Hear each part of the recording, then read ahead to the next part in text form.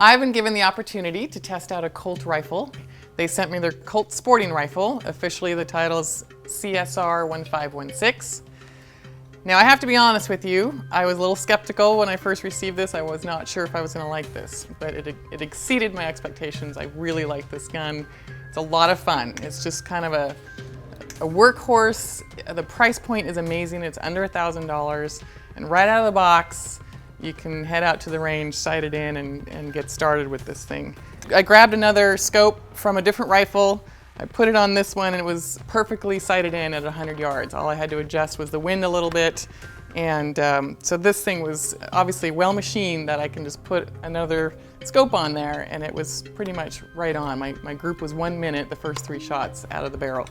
The trigger, I actually love the trigger. It is a little bit heavy, but it is crisp. This is a 16-inch barrel. It's chambered in 5.56. It's a 1 1/8 twist. The handguard is very simple, but it has everything you need. It comes with the rails on top and all the threaded holes all the way around it so that we can add anything we'd like to. Obviously, it comes with 1 PMag.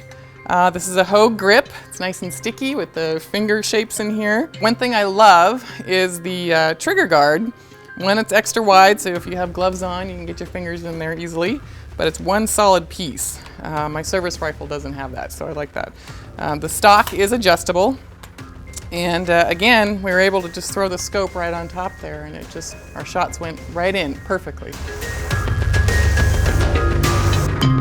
So we have the benefit of a high-speed camera, which is pretty cool. It'll be really interesting to see the muzzle lift on this thing when we're shooting rapid fire.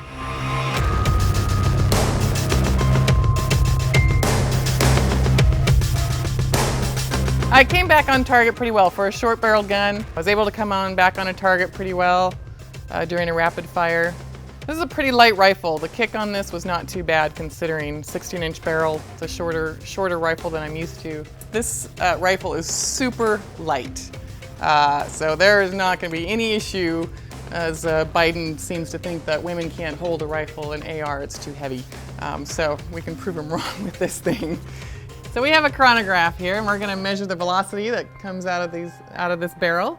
I'm going to take about 5 rounds, and we'll get an average here. I'm just using a factory PMC 55 grain, and so we'll see what happens here.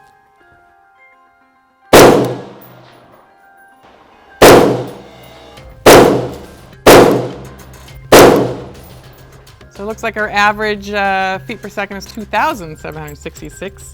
And our standard deviation is 46 feet per second. One of the things I just realized just now is that this rifle does not have a forward assist on there. I personally have never, ever had to use that on any of my rifles, but I probably wouldn't take this to Afghanistan or Iraq with me if that were the case. So to me, it's not a big deal. And like I said, this is not your battle rifle. This is not your competition precision sniper rifle.